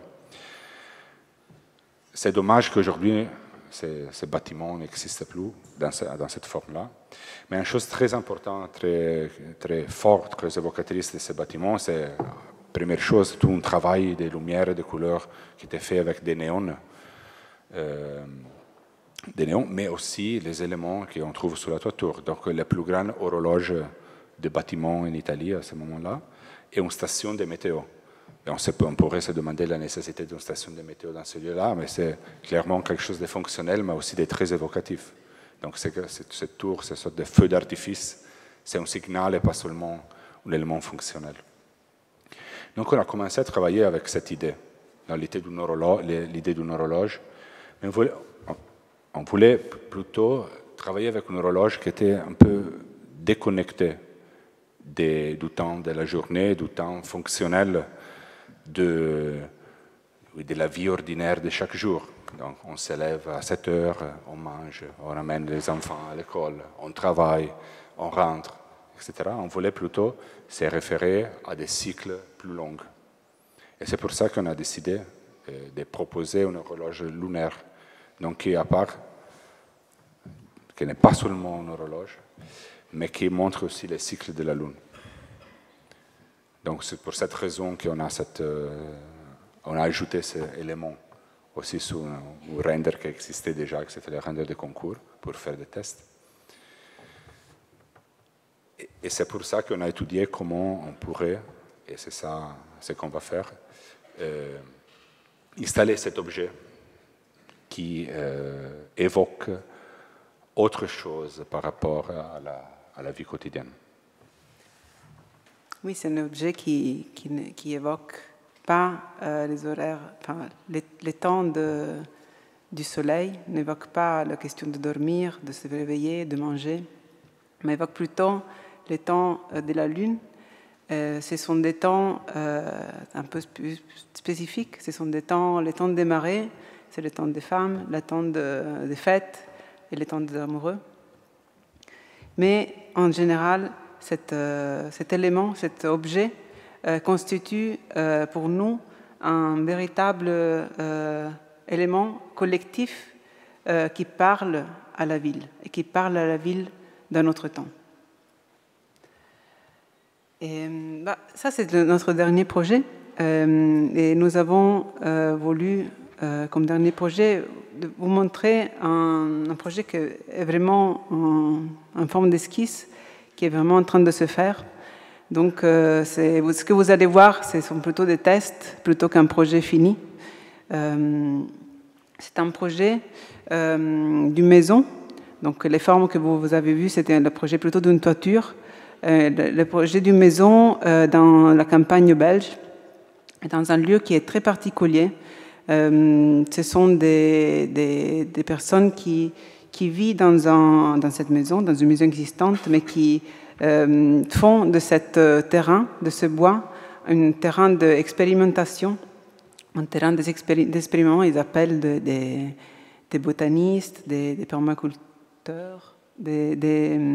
Et donc, ça s'appelle Bois de Fa. C'est un lieu qui devient vraiment un lieu d'expérimentation de l'environnement.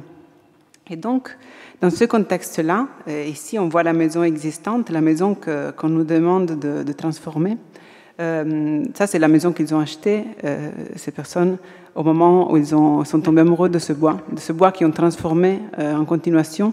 Et donc, cette maison existante, évidemment, il y avait des questions un peu techniques. Ils voulaient refaire le toit, il y avait des fuites, il y avait une question d'isolation au sol, et ils voulaient refaire les châssis. Mais en soi aussi, et surtout, cette maison, aujourd'hui, elle ne représente pas leur envie, leur désir de vivre plus en lien avec la nature, plus en lien avec l'environnement de ce parc magnifique qu'ils sont en train d'explorer. Et donc, il y a une maison existante et la question de nouveau toit, et donc l'idée de faire un très grand toit. Un très grand toit qui devienne beaucoup plus grand que la maison même et qui permette, et que sous ce toit, ça soit possible de faire plein de choses différentes. Donc, ce n'est pas seulement un toit qui couvre l'espace bâti, l'espace fermé, mais c'est un toit qui, lui, il couvre un espace qui est beaucoup plus grand de l'espace où on habite. Et donc, ça crée cette relation, ça crée des nouveaux espaces, ça crée un nouveau potentiel. Qu'est-ce qu'on fait sur ce toit qui est beaucoup trop grand pour l'espace qu'on habite? Et donc, c'est cette toiture qui crée un peu ces grands espaces et qui permet, à travers cette toiture, d'imaginer des nouvelles choses. Et donc, la partie blanche ici, ce que vous voyez dans ce plan, c'est la partie existante. et la toiture avec cette forme de moule. Ça permet de faire une extension de cette maison vers l'extérieur. Et donc ça permet vraiment d'expérimenter qu'est-ce que ça veut dire habiter plus proche de la nature. Qu'est-ce que ça veut dire? Est-ce qu'on peut habiter avec... est-ce qu'on peut changer nos notions de confort? Est-ce qu'on peut commencer à concevoir des espaces qui sont plutôt à l'extérieur plutôt qu'à l'intérieur? Est-ce qu'on peut changer notre manière de vivre selon les différentes saisons de l'année? Et donc ici, il y a cette maison existante et après, la question de la limite se pose, la question de comment on peut habiter différemment vis-à-vis de l'orientation, du soleil, de l'ombre et du climat. Et donc, cette grande toiture est soutenue par une nouvelle structure. Donc c'est une nouvelle structure qui... donc l'ancienne structure du dernier étage est démolie, une nouvelle structure en bois elle est posée. Et donc cette structure, elle permet de générer un nouveau espace généreux, un nouveau espace sous lequel beaucoup de choses peuvent se passer. Sur ces grandes toitures en double hauteur, on peut avoir des mezzanines, on peut avoir des espaces de travail, des espaces dans l'espace, des espaces qui, à travers un espace, regardent à l'extérieur. Donc, il y a cette notion de filtre, cette notion de vivre étape par étape, projeté vers l'extérieur. Donc, projeté vers l'extérieur, ça veut dire aussi, oui, imaginer comment on peut vivre à l'extérieur. Est-ce qu'on peut vivre entre intérieur et extérieur? Qu'est-ce que ça peut devenir ces espaces? Et donc, cette structure qui contient qui soutient ce grand toit devient l'opportunité de créer des espaces extérieurs de différentes sortes, des terrasses, des loggias, des espaces couverts mais à l'étage bas, ou bien encore de trouver des espaces qui sont sur la toiture, mais qui permettent un usage qui est vraiment ambigu entre intérieur et extérieur. Et donc, ici, sur la toiture, cette terrasse qui est la continuité du bureau au dernier étage et qui devient une véritable pièce au ciel ouvert. Donc, oui, ça c'est un peu un projet en évolution, un projet d'esquisse. Donc, les documents ils sont encore très changeants, mais c'est sans doute un projet qui explore vraiment de nouvelles manières d'habiter vis-à-vis de la nature. C'est un projet qui cherche vraiment de effacer cette limite qu'il y a entre espace intérieur et espace extérieur. Et en fait, le paysage, le climat, l'environnement devient le nouveau habitat où nous vivons. Et avec cette image, je pense qu'on est arrivé à la fin de la présentation.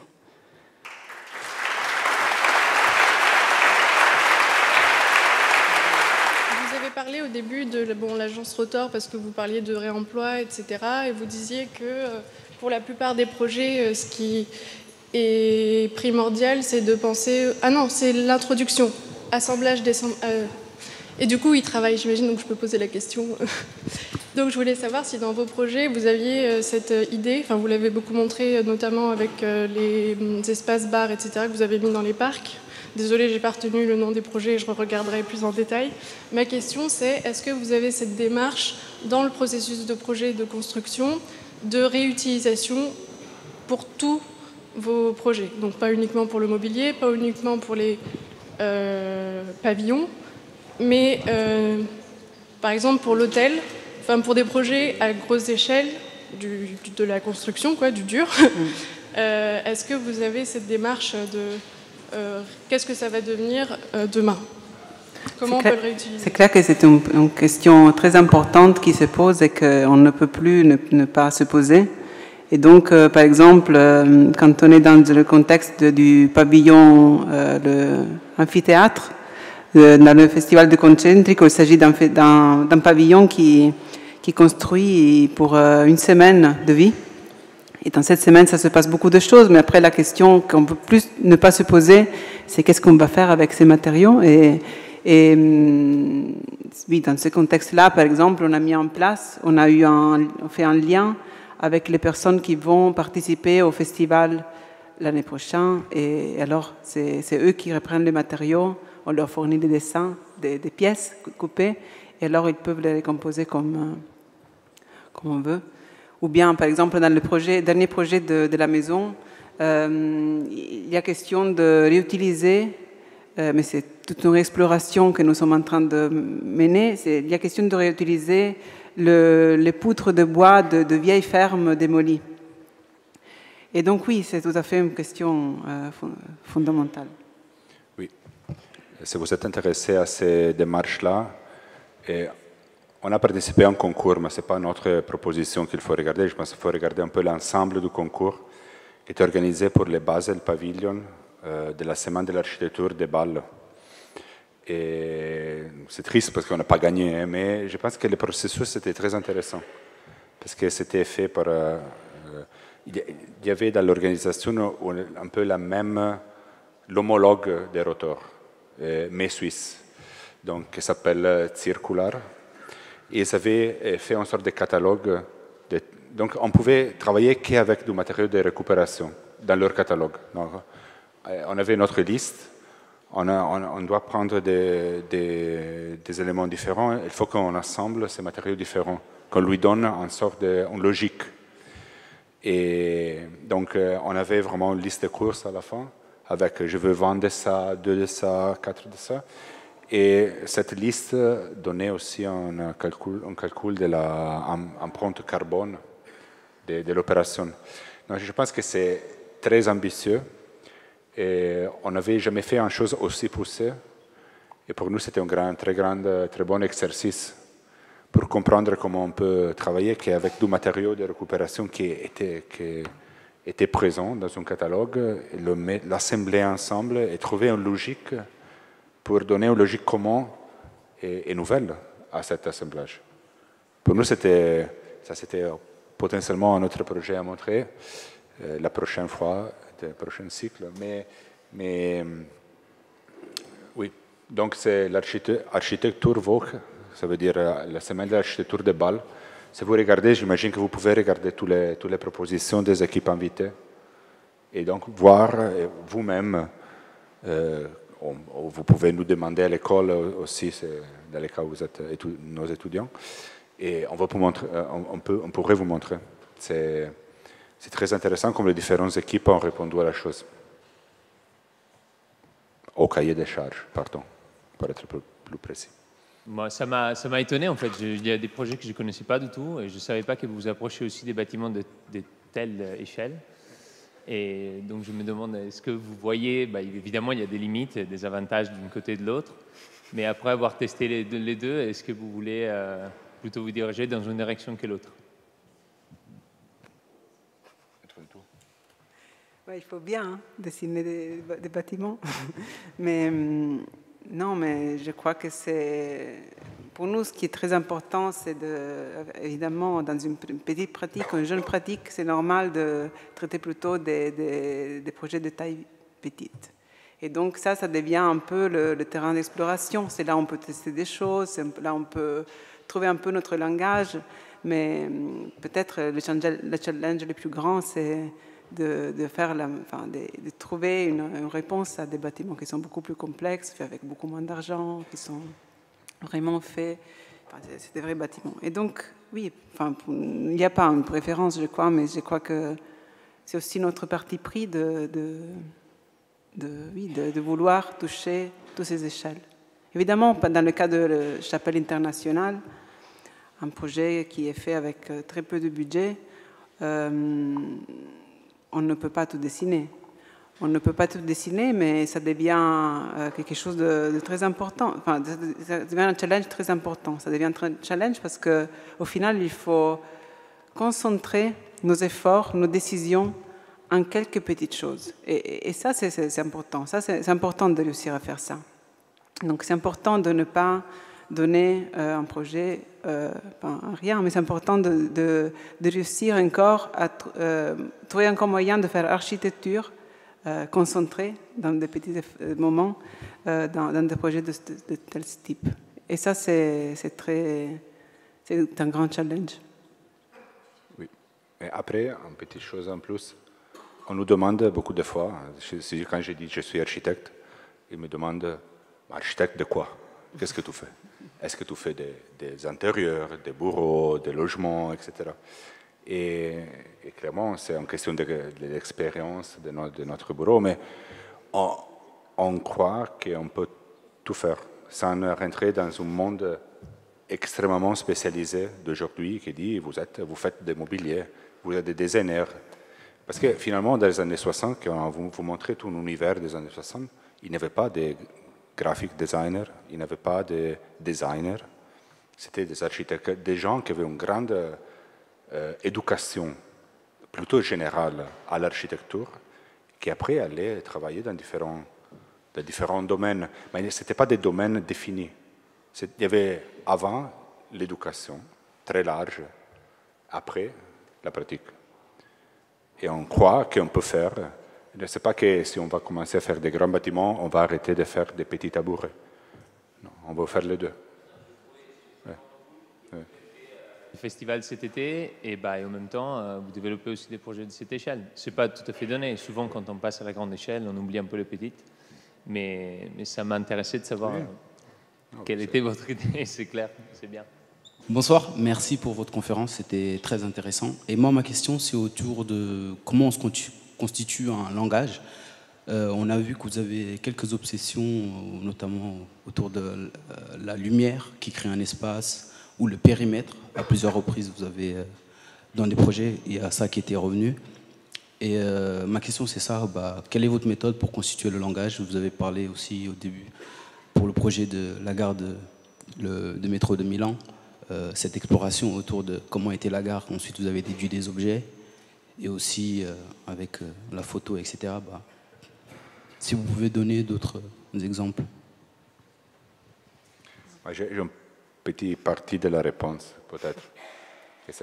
Sinon, on pourrait parler des heures. On peut faire un autre cycle de conférences sur les langages. Je pense que ce serait plutôt bien. Mais je pense que la construction du langage, c'est aussi une question de récursivité.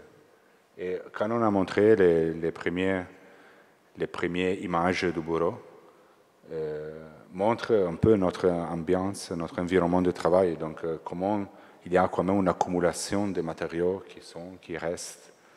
Et ça, c'est quelque chose qui définit aussi la production.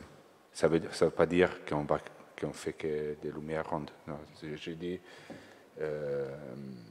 c'est quand même un environnement qui a des influences. Après, le métro, toi parles du métro, là c'est encore une autre histoire. C'est le langage d'un projet, c'est le langage de la ville dans laquelle on habitait les deux à ce moment-là, et qui nous intéressait beaucoup et qu'on a décidé de transformer dans un autre projet. Donc comment on prend quelque chose qui existe, ça se reconnaît aussi à la première question de récupération. Là, on n'a pas récupéré des morceaux vrais, on a récupéré une sorte de processus intellectuel qui a produit ces formes-là, et on les a transformées. Et donc là, c'est plutôt pour nous une idée de comment on arrive à interpréter l'environnement dans lequel on habite, l'environnement urbain et métropolitain dans le cas de la métro. Et comment ça rentre chez nous, dans notre bureau et dans notre production. Donc je pense qu'il y a beaucoup de réponses, il n'y a pas de recettes, surtout sur comment on construit notre langage. Au moins, peut-être, on n'est pas... Il y a quelqu'un peut-être qui a des idées très claires sur ça. Non, c'est vrai. C'est vrai que parfois, il y a des occasions, et ces occasions, ils permettent de développer une certaine recherche. Et ce projet du métro, il avait été fait dans un contexte d'une biennale d'architecture de Chicago. Et là, on avait un petit budget pour faire une recherche. Et c'est vraiment à travers cette exploration et cette compréhension d'un projet qui est là, un projet qu'on vit le jour par jour, un projet qu'on aime. C'est vraiment à travers cette exploration-là qu'il y a un certain langage formel qui s'est créé. Donc, disons que pour la plupart dans tous les cas de ces meubles, nous avons quasiment essayé d'éviter de dessiner. Donc c'est vraiment par le choix de cette monomatière et par ce choix d'utiliser à chaque fois la même matière. Et donc la matière, elle a des implications. Elle a des implications de dimension, elle a des implications structurelles. Et donc c'est ça qui fait le projet. Et c'est comme ça que nous avons commencé à développer je sais pas, les tables, par exemple, qui sont faites avec ces tranches fines de panneaux de revêtement, ou bien la lampe. C'est vraiment comment on peut faire que cette main courante tienne. Et après, il y a le totem, enfin, il y a le cabinet. Et là, évidemment, peut-être dans les premières phases, c'était un objet carré. Et après, là, on a dit, mais qu'est-ce qui se passe si on fait un hexagone? On peut faire un objet hexagonal au lieu qu'un carré. Mais c'est toujours le même objet, parce que c'est toujours un objet qui est créé par une série de panneaux. Et après, cet hexagone, il est resté. Donc, il est resté. Et donc, on l'a aussi utilisé parfois, par exemple, dans le parc design ou dans le... Non, ça, c'était avant. Ça, c'était avant. Donc, le parc design, la tour du parc design hexagonal, elle a informé de façon un peu indirecte l'hexagone, c'est l'inverse, la forme du cabinet. Et après, cette forme, elle est devenue un peu un élément qu'on utilise. Par exemple, la tour de chapelle, ce n'était pas notre décision de faire un hexagone, c'était vraiment la forme qui était dictée par le master plan. Mais le fait qu'il y a cette forme et que c'est une forme qu'on connaît déjà, on se trouve à la manipuler de façon autre que si on ne la connaissait pas. Et donc, cette forme, même en étant la forme d'un bâtiment, elle commence un peu à rassembler. Et donc, on parlait tout à l'heure de rendre cette forme comme un volume. Donc, de rapprocher cette forme probablement de façon un peu inconsciente.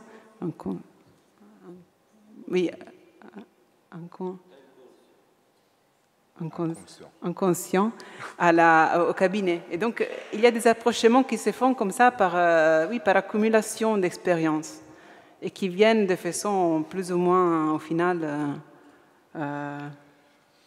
vue directe, plus ou moins naturelle, sans qu'on ne se rende vraiment pas compte. Mais après, si on commence maintenant que on peut commencer à faire cataloguer, faire des inventaires de tous ces objets qui reviennent. Par exemple, la lampe, l'objet sphérique.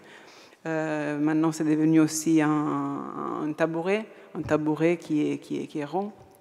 Et donc, on pourrait commencer à composer toute une série de familles qui sont transversales, qui vont du petit objet jusqu'au bâtiment. Moi, j'avais une question par rapport au choix de vos projets. Je voulais savoir comment ça se passait. Est-ce que vous choisissez vos projets? Est-ce que vous participez à des concours? Est-ce que c'est des clients qui viennent vous chercher? Et dans ce cas, comment vous choisissez si vous faites un peu du design ou plutôt un bâtiment? Est-ce que vous prenez les projets comme ils viennent ou est-ce qu'il y a vraiment une décision de votre part? Oui, c'est un mix de tout ça. Hein. C'est un mix dans le sens qu'on fait des concours qui nous intéressent, qui touchent des thèmes qui nous intéressent, et on cherche de les gagner. Ça, c'est toujours important. Les designs, peut-être on a commencé pour plaisir, on peut dire, de faire, mais aujourd'hui, on veut vraiment le faire. Peut-être la première fois, c'était avec les séries de métro. En fait, pour nous, ce n'était pas de design, pour nous, c'était une réponse à un biennale d'architecture. Donc, c'était une sorte de projet fait comme ça. Mais à ce moment-là, on a pris du plaisir à s'occuper des petites choses, d'objets d'une échelle plus petite. Mais on ne sait pas comment choisir les projets. C'est un peu des occasions, c'est un peu des propositions. Il y a parfois des clients, c'est aussi important. Il y a des clients et il y a des concours. C'est un mix total. Après, on ne peut pas vraiment choisir les projets, c'est les projets qui viennent chez nous, malheureusement, mais aussi par chance. Mais oui, donc disons qu'il faut faire avec ce qui arrive. Normalement, les concours, même s'il y a un projet qu'on voudrait vraiment gagner, peut-être on ne le gagne pas. Et donc ces projets sur lesquels on avait vraiment projeté notre discours, ça ne se fait pas. Mais en même temps, les concours deviennent un peu une... Enfin non, on n'en fait pas beaucoup, hein, mais deviennent plutôt des terrains d'exploration. Et il faut les voir comme ça, enfin même en essayant de gagner. Mais après, une fois qu'on fait un projet, on nous demande de faire un projet qui est à une taille similaire. Et alors, par exemple, les pavillons dans les parcs bruxellois, ça a généré tout un certain nombre de petits pavillons. On n'a pas tout montré aujourd'hui. Et donc, c'est une échelle qu'une fois qu'on a fait quelque chose comme ça, après, il y a eu plusieurs demandes sur ce cas-là. Et après, il ne faut pas devenir victime de ça. Il faut essayer de... Enfin, dans notre cas, on ne voulait pas devenir les architectes des pavillons. Qu'est-ce que vous faites en faisant des pavillons? Mais c'est plutôt... nous essayons de faire l'effort de ressortir de cette case. Et donc, nous essayons de chercher au tout petit et au beaucoup plus grand. Et maintenant, le projet de maison que vous avez vu à la fin, c'est un peu une échelle de transition entre les bâtiments plutôt de 6000 m² et le pavillon. Donc, disons peut-être, ce qu'on essaie de faire, c'est plutôt, dans les prochaines années, de combler cette différence d'échelle entre la maison et les grands bâtiments, enfin, les bâtiments que nous sommes en train de faire. Il y a eu l'occasion de faire un jour un bâtiment qui aille de la petite échelle, justement, de la table basse, du détail de porte, jusqu'à cette grande structure de logement social, éventuellement. Puisque au final, on a vu des extraits de chacun de vos travaux à ces différentes échelles, mais les voir toutes réunies un jour, ça serait peut-être l'occasion d'un projet assez particulier. Voilà. C'est une très belle conclusion, j'ai l'impression. Ouais. Merci beaucoup à tous les deux encore. Merci beaucoup.